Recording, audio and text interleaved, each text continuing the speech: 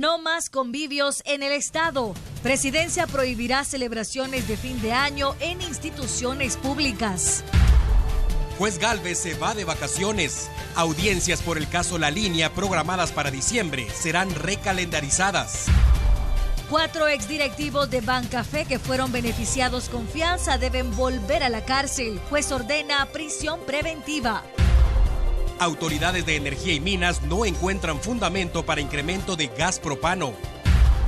Tarifa social de energía eléctrica también sufre incremento.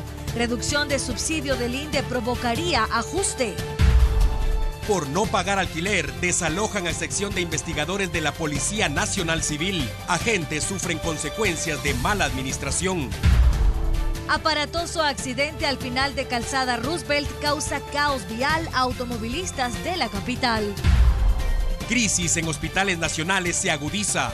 Roosevelt suspende consulta y cirugías. En Quetzaltenango cierran sala de radiología. Al menos 40 funcionarios turcos de alto rango por vínculos con organización terrorista. Miércoles de fútbol nacional. Clubes cierran preparación previo a la 17ª jornada. Buenas noches y bienvenidos a T13 Noticias. Estamos preparados para presentarle la información más destacada de la jornada, como usted lo prefiere.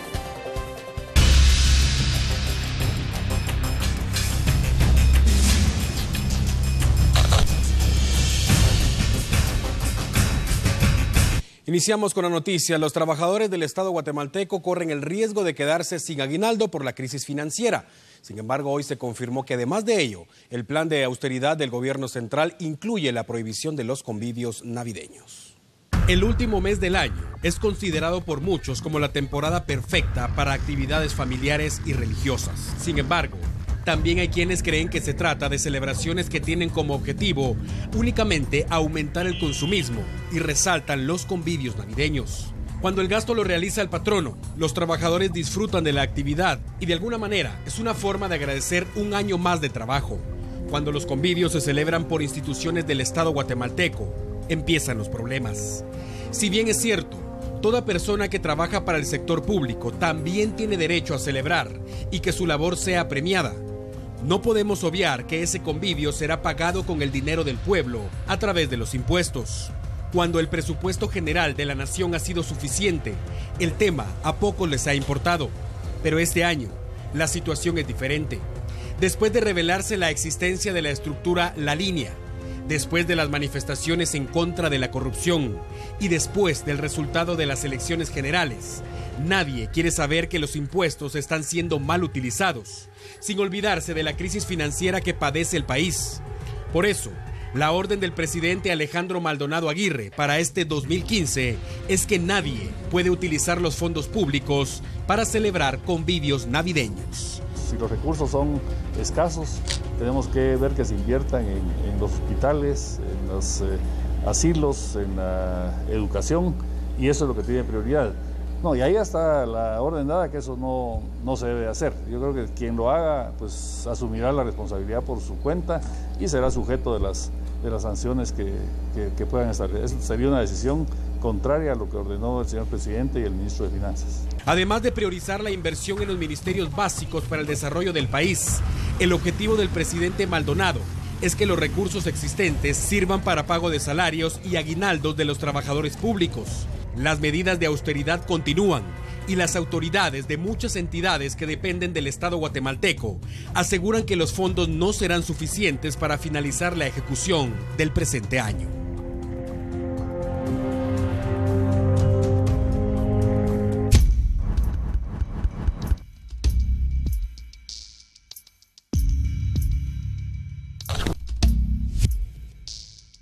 En otro orden de noticias, las 11 personas vinculadas a la estructura negociantes de la salud rompieron el silencio.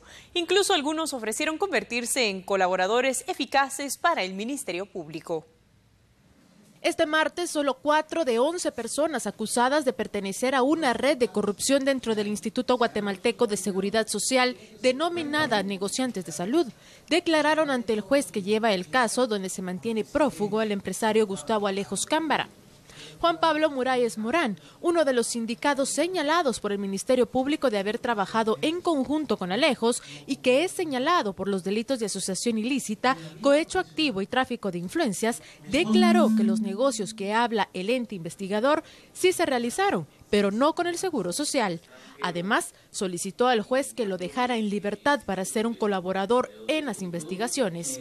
No quiere decir esto de que yo pueda conocer médicos y tenga reuniones o amistad con ellos, quiere decir de que yo esté cometiendo algún delito de asociación ilícita, porque no es que yo esté poniéndome de acuerdo con ellos para nada, sino que es simplemente un trabajo normal, corriente, que se lleva a cabo todos los días.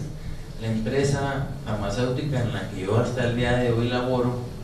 Hasta el momento, el Ministerio Público presentó una serie de escuchas telefónicas con las que se evidencia la trama de corrupción, además de videos y fotografías, donde se comprueba supuestamente la estructura que estaba conformada por funcionarios del ICS y particulares, quienes buscaban favorecer a determinados proveedores de medicinas a cambio de comisiones. Durante la audiencia rindieron declaración el doctor Hugo René Navas Bonilla, exdirector de la Policlínica del ICS, capturado por los delitos de asociación ilícita y cohecho pasivo, Alejandro Enrique Toledo Paz, operador y uno de los supuestos operadores o cabecillas de la estructura, y César Estuardo Hernández Monroy, médico de la Unidad de Oncología, sindicado también de asociación ilícita y cohecho pasivo. Y en otra judicatura, hoy se ordenó prisión preventiva para los implicados en la estafa del Banco del Café. El proceso penal continúa su curso, aunque muchos guatemaltecos que perdieron su dinero ya fallecieron. Tras permanecer en libertad debido a una medida sustitutiva otorgada por un órgano jurisdiccional, 4 exdirectivos del desaparecido Banco del Café retornaron a prisión después que el juzgado tercero de instancia penal resolviera incrementar el valor de la fianza concedida con anterioridad.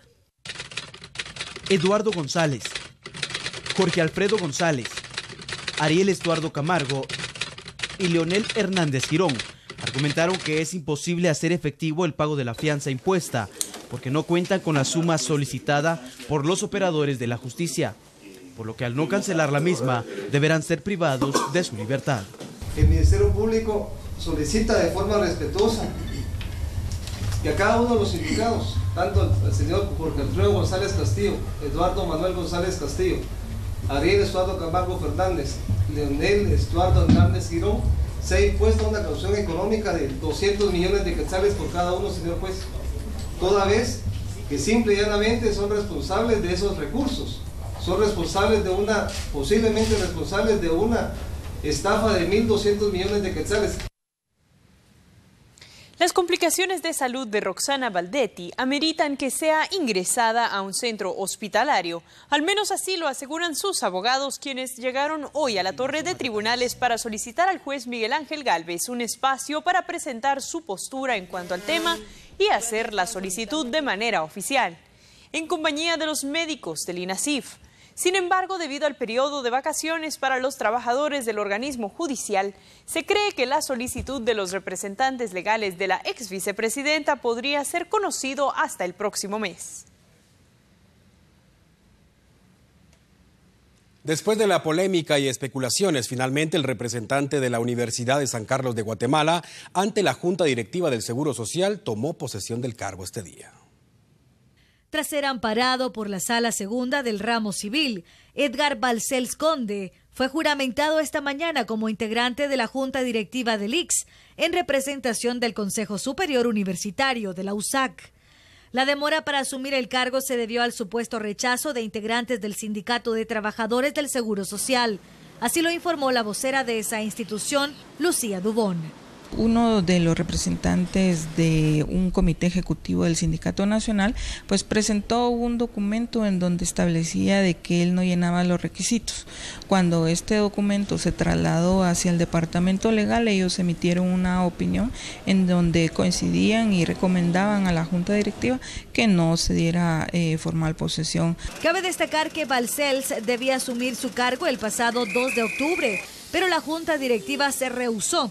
Incluso se le prohibió ingresar a las instalaciones del Seguro Social por lo que se vio obligado a interponer un amparo ante la Corte de Apelaciones. La juramentación estuvo a cargo del presidente de la Junta Directiva, el licenciado Carlos Contreras, ¿verdad?, quien pues le dio toma de posesión formal como representante de la Universidad de San Carlos de Guatemala.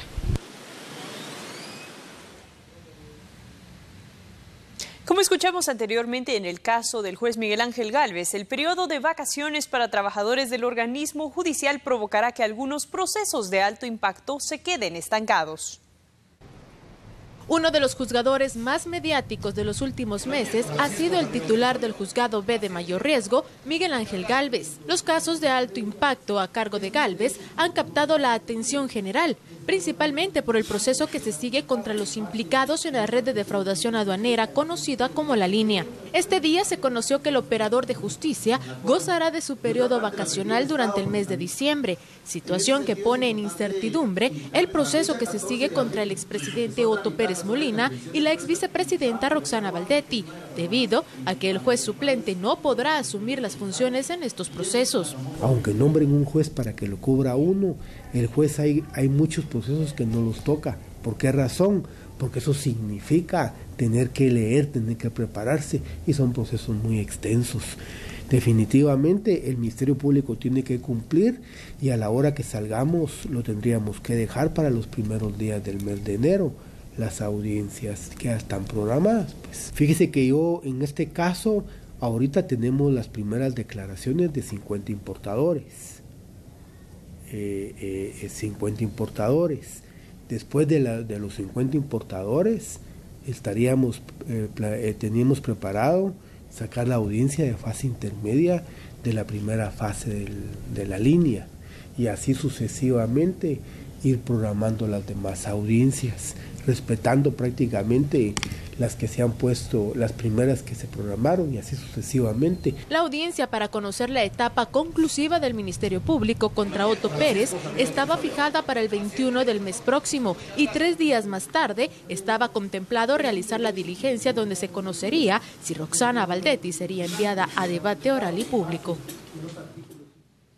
Bien, y así finalizamos los temas legales. Ahora vamos a hablar del trabajo de las fuerzas de seguridad en las últimas horas. Al norte de la capital, un adolescente fue arrestado por la Policía Nacional Civil. Se presume que se trata de un asesino a sueldo. Los constantes operativos realizados por los agentes de la Policía Nacional Civil de la Comisaría 11 en la zona 2 capitalina evitaron que se perpetrara un ataque armado contra el piloto de un taxi. Agentes de la PNC sorprendieron a un adolescente de 17 años al momento que pretendía asesinar al conductor, supuestamente por no haber hecho efectivo el pago de la extorsión. En la cintura una pistola marca Tanfolio 9 milímetros, el registro lo tiene esmirilado, con 15 municiones útiles en el cargador. Asimismo, al entrevistarlo indicó que le habían dado la orden de matar a un taxista de aquí de la avenida Simeón Cañas. Inmediatamente fue neutralizado para evitar el hecho lamentable en este sector. Autoridades informan que el joven iba acompañado de otra persona, pero en el intento de perpetrar el atentado huyó del lugar.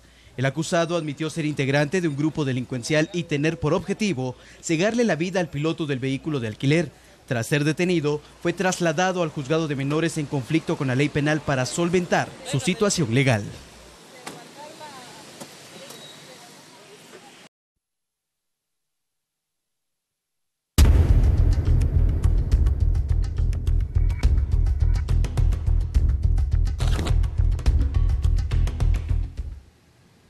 Volvemos con más información de interés nacional.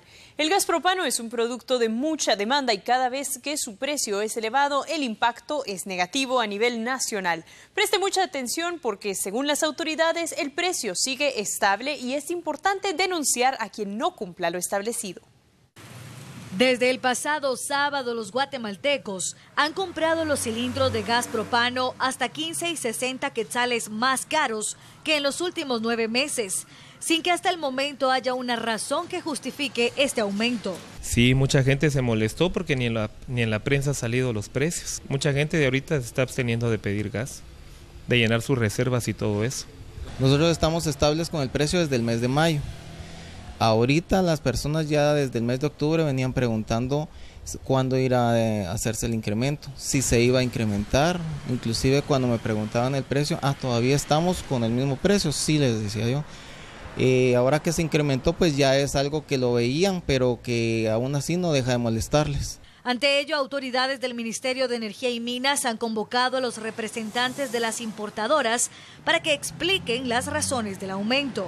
El Ministerio de Energía y Minas ya ha colgado en su página web los precios sugeridos que consideramos nosotros deberían estar vigentes en el país.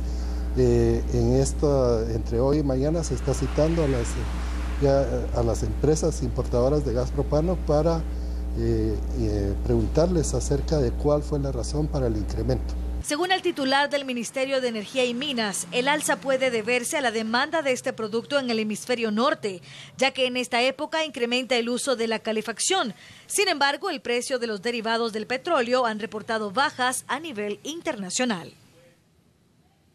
Continuamos con este tema y ahora tome nota porque a continuación le presentamos el precio del cilindro de gas propano de acuerdo a su peso, eso según el Ministerio de Energía y Minas. El precio del cilindro de gas establecido por las autoridades es el siguiente. Tambo de 25 libras, 75 quetzales. Tambo de 35 libras, 105 quetzales. Y el tambo de 100 libras, 300 quetzales. Sin embargo, después de haberse divulgado algunos rumores sobre que el precio del petróleo a nivel internacional había aumentado, algunas distribuidoras de gas tomaron la decisión injustificable, según el Ministerio de Energía y Minas, de aumentar el precio hasta los 60 quetzales. Ello provocó que la Defensoría del Usuario del Consumidor de la PDH interviniera en el caso para solicitar a las autoridades una solución al problema que afecta el presupuesto de los guatemaltecos. Hoy nosotros rechazamos este aumento, estamos solicitando al Ministerio de Energía y Minas acciones de inmediatas. Se le ha solicitado un informe en el cual solicitamos que se indique el margen de utilidad de todos los que intervienen en la cadena, es decir, cuánto gana el importador, cuánto gana el expendedor, cuánto gana el distribuidor, para saber realmente qué precio es el que se le está pagando por el gas propano. La PDH se encuentra a la espera del informe que dé razón si el aumento es justificable. Es importante mencionar que en el estado guatemalteco no existe una ley que regule el precio del combustible e hidrocarburos, provocando que las compañías que se dedican a comercializar los derivados del petróleo fijen ellos mismos los precios sin previo aviso. Sin embargo, sí deben justificar a las autoridades el precio de acuerdo al costo que se registre a nivel internacional. Y seguimos con malas noticias que impactan su presupuesto familiar. La ausencia de lluvias en el territorio nacional provoca que el precio de la energía eléctrica se eleve y en este caso el aumento sí es oficial. Alrededor de 400,000 usuarios que están en el rango de consumo del 76 a 100 kilovatios hora al mes. En su factura de fin de mes aparecerá un incremento de 4 a 9 quetzales. Esto a razón que, según el INDE, la institución no puede operar con el déficit financiero de 600 millones de quetzales que atraviesa. Un usuario que consume 76 kilovatios hora al mes tendría un incremento precisamente de aproximadamente 4 quetzales en su factura mensual. Si pasamos a los de Orsa, de Orsa y de Oxa, estaríamos hablando de un incremento de 9 quetzales. Según lo diera a conocer el Instituto Nacional de Electrificación, el aumento de la tarifa es derivado por el embalse bajo en la hidroeléctrica Chixoy, debido a las pocas lluvias en el año, que han provocado el cambio en las tarifas, pero el aporte a personas en pobreza y pobreza extrema se mantendrá. Y es una medida que hasta cierto punto es necesaria. De lo contrario, en algún momento el INDE, si la situación continúa bajo la misma estructura, puede tomar en algún momento medidas más drásticas.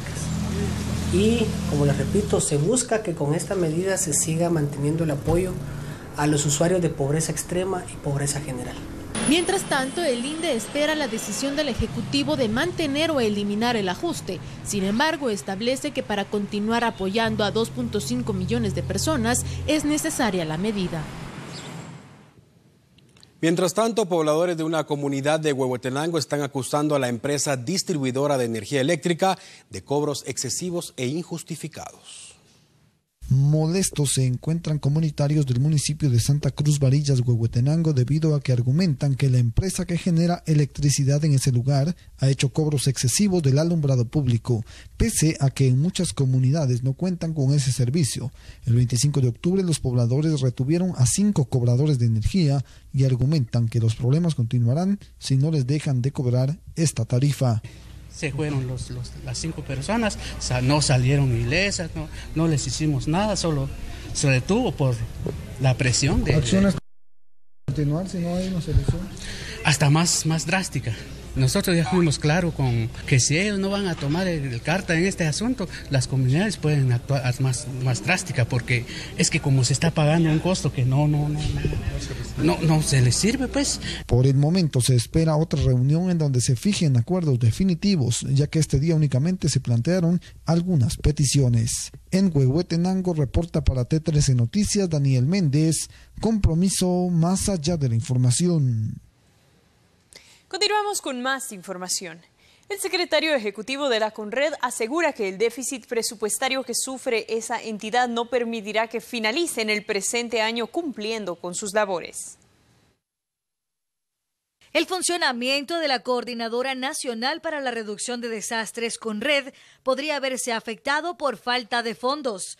Según su secretario ejecutivo, se necesitan al menos 7 millones de quetzales para finalizar el año. Recursos que servirán para cubrir gastos básicos, así como el pago a técnicos, expertos y delegados regionales y departamentales. De no recibir el desembolso por parte del Ministerio de Finanzas Públicas, tampoco habrían fondos para atender una emergencia. Cabe destacar que la CONRED inició el año 2015 con un recorte presupuestario de 2 millones de quetzales, pese a que Guatemala es considerado el 4º país con mayor riesgo de desastres a nivel mundial. En 2014, la institución cerró el año con déficit. Incluso algunos trabajadores no recibieron sus salarios, una situación que podría repetirse de no recibir la ampliación solicitada. Bien, y si a usted le parece alarmante lo que ocurre en la CONRED, prepárese porque viene algo aún peor. Investigadores de la Policía Nacional Civil se quedaron hoy sin sede. El Ministerio de Gobernación no ha hecho efectivo el pago del alquiler del inmueble donde ellos permanecían y ahora los agentes sufren las consecuencias. La División Especializada en Investigación Criminal DIC de la Policía Nacional Civil, quienes se ocupan específicamente de investigar delitos contra la niñez y la adolescencia, robos, atracos y delitos sexuales, tuvieron que ser desalojados hoy de sus instalaciones a consecuencia que el Ministerio de Gobernación adeuda desde hace 9 meses la renta del inmueble, situación que obligó a los dueños a desalojar a los policías.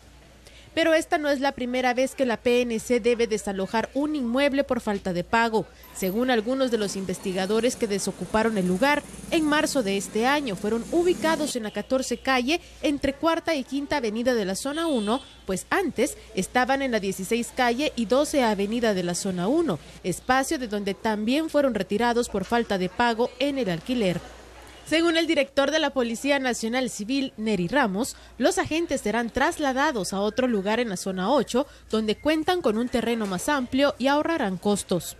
Es importante aclarar que no se trata de un desalojo, es un traslado que está haciendo la Policía Nacional Civil de la sede ubicada en la 14 calle hacia una sede ubicada en la 37 calle de la zona 8, donde antes estaba albergada la unidad motorizada de la Policía Nacional Civil.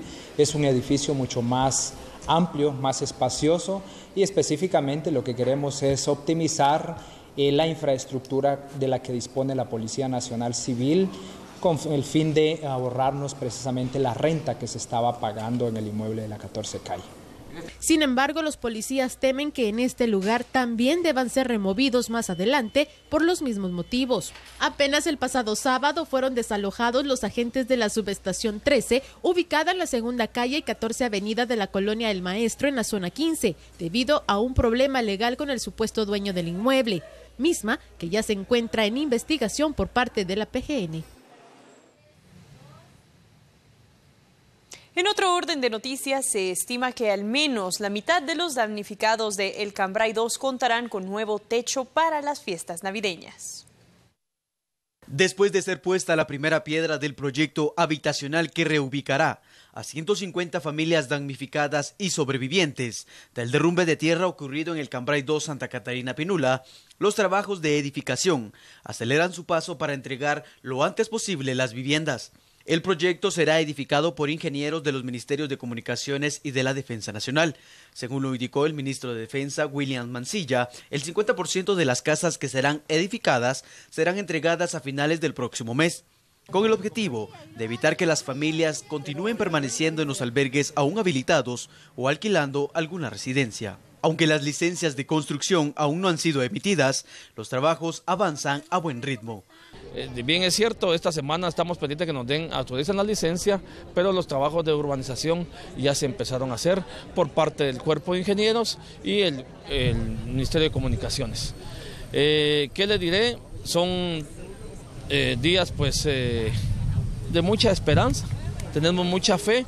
No va a ser fácil, tenemos que trabajar de día y de noche, pero esperamos concluirlo en el menor tiempo posible y pues estar haciéndolo por sectores, ¿verdad? Eso es la planificación. Otra de las coordinaciones que realizan las autoridades es la entrega de un subsidio de 2.500 quetzales de manera temporal a los afectados para que puedan subsistir hasta que su situación económica se restablezca. Bien, y ahora vamos con información de último minuto. La atención mediática esta noche se centró en el Congreso de la República. Hubo avances significativos en la agenda legislativa y los detalles los presenta nuestro compañero Milton Jack, quien le dio cobertura a esta noticia. Milton, buenas noches. Adelante con el reporte, lo escuchamos. Gracias por el cambio, compañeros. Muy buenas noches para cada uno de los televidentes de T13 Noticias. Y es que con 108 diputados fue retomada la sesión declarada permanente en el Congreso de la República. Los legisladores dieron lectura precisamente a algunos artículos que conforman la ley de tarjetas de crédito. Dentro de los puntos más importantes abordados esta tarde fue la aprobación del artículo 10, que permitirá regular la tasa de interés que ofrecen los diferentes bancos del sistema por hacer uso de las tarjetas de crédito. Pero será el mismo presidente del Congreso quien nos dé más detalles. Obviamente aquí todo el tarjetaviente, el usuario de la tarjeta de crédito va a salir beneficiado para que no se cobren esos intereses abusivos que han existido durante muchos años. Lógico pues que algunos emisores no van a estar de acuerdo en que pues esta situación se llegue a concretar. Pero aquí en el Congreso tenemos que velar, en este caso por los guatemaltecos, que de alguna manera pues tienen necesidad de utilizar lo que son las tarjetas de crédito.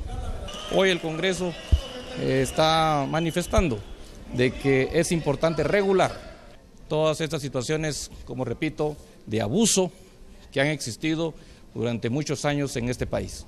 Así que nos sentimos satisfechos de poder avanzar.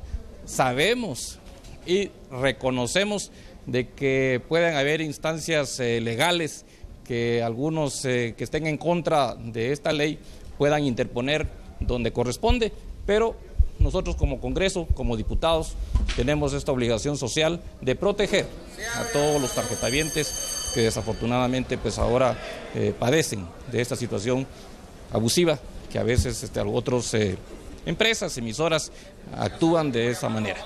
Aún está pendiente la aprobación final de esta ley. La lectura de artículos llegó hasta el 32 de 43 y se han presentado 2 enmiendas, unas por supresión de artículos y otras por emisión. La sesión fue suspendida por la falta de quórum y será retomada este jueves. Es mi reporte a esta hora de la noche. Soy Milton Jack, con imágenes de Michael López. Regresamos al set principal de T13 Noticias. Gracias, Milton. Excelente y completo el reporte. Ya lo escuchó usted entonces lo que ocurrió este día y es parte de la noche también allá en el Congreso de la República. Gracias por continuar con nosotros. Les recuerdo que la señal de T13 Noticias llega a los 22 departamentos vía satélite. En Estados Unidos y Canadá también nos sintonizan a través del canal 429 de DirecTV+, y también puede sintonizarnos a través de Radio Cadena Sonora, la radio de las noticias.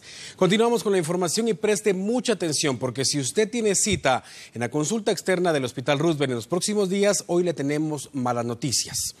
Pese a que, según el ministro de Salud Pública, se realizan las acciones para mitigar la crisis hospitalaria, la consulta externa de ese centro hospitalario se paralizará desde mañana hasta nueva orden. De continuar firme la decisión de la Asamblea de Médicos del Hospital Roosevelt, a partir de mañana, el área de consulta externa del centro hospitalario se mantendrá cerrada de manera temporal, hasta que las autoridades de salud garanticen el abastecimiento de medicamentos e insumos para el hospital de por lo menos los próximos 3 meses.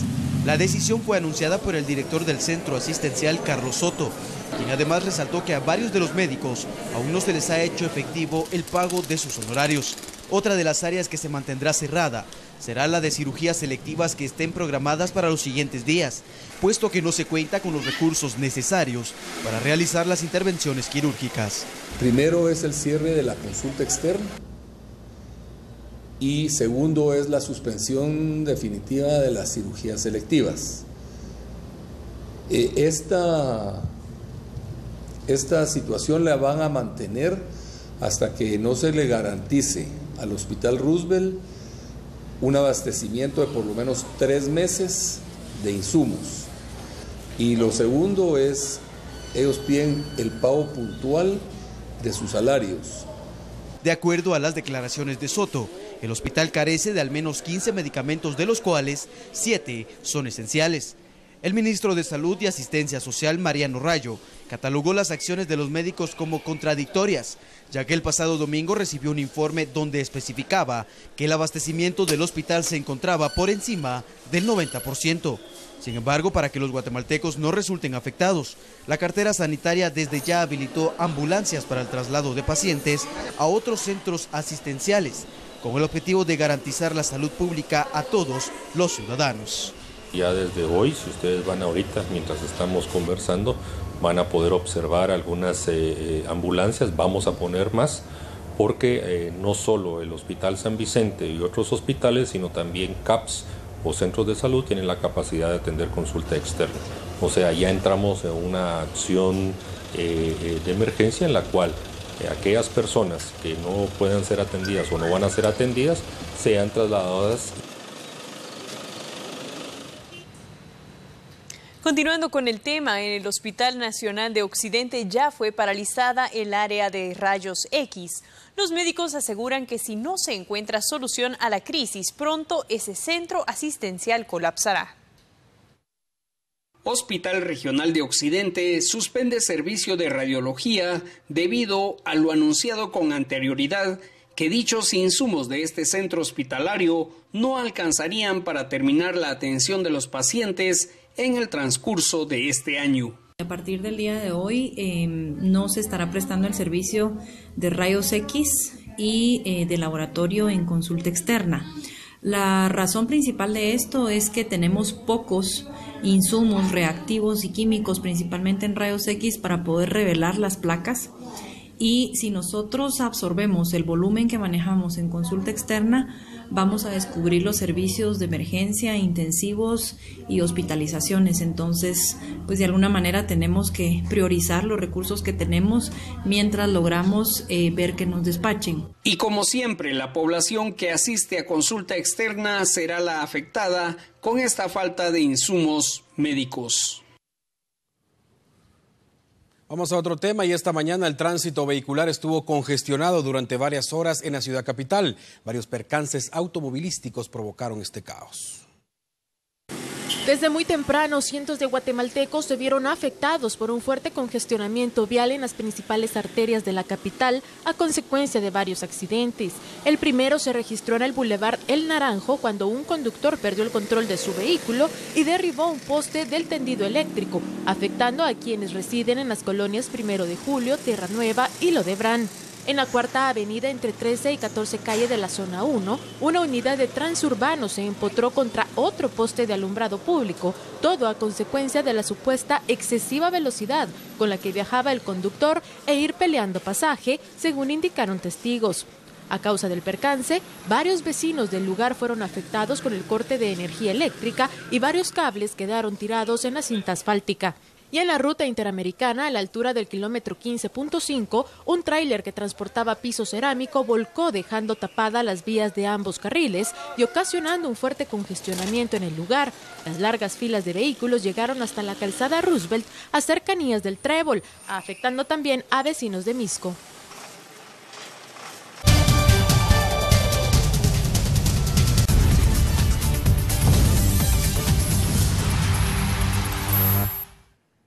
Buenas noches. Este miércoles se juega la jornada 17 del torneo Apertura de la Liga Nacional, iniciando en el Estadio Santa Lucía de Malacatán, San Marcos, con el enfrentamiento entre los Toros de Malacateco y la Universidad de San Carlos a partir de las 13 horas. Y continuará con los otros 5 partidos, algunos en horario vespertino y otros al terminar la jornada en las 20 horas 8 de la noche. Vamos a iniciar con imágenes platicándoles un poco de los enfrentamientos porque se pone en juego el liderato. Xelajú Mario Camposeco, que se quedó en la capital, visitará la cancha del Deportivo Petapa. Y mientras que Deportivo Suchitepeque recibirá a Municipal. Una combinación de una derrota de Xela por cualquier marcador con una victoria de Deportivo Suchitepeque también por cualquier marcador, le daría al equipo de Walter Claverí la primera posición con 31 puntos. También Comunicaciones en el Estadio Cementos Progreso será local y enfrentará al equipo de Cobán Imperial en otro atractivo duelo en esta jornada 17 del torneo Apertura. Posteriormente los jugadores pasarán a disposición del cuerpo técnico de Selección Nacional, los convocados, y el fin de semana continuará el fútbol nacional. Recordemos que en la primera vuelta Cobán Imperial le pegó la vuelta a Comunicaciones en el Estadio de La Paz, ganó 2-1. Mañana el partido a las 4 de la tarde. Habrá transmisión también por Canal 11 del juego entre Deportivo Suchitepeques y Municipal a partir de las 20 horas. Tendremos desde luego el resumen de los 8 partidos en la actividad de miércoles de Champions y por supuesto la invitación para que sintonicen Tele 11 con la transmisión desde el estadio Carlos Salazar de Mazatenango, el juego entre Deportivo Suchitepeques y Municipal. Así concluimos con los deportes esta noche.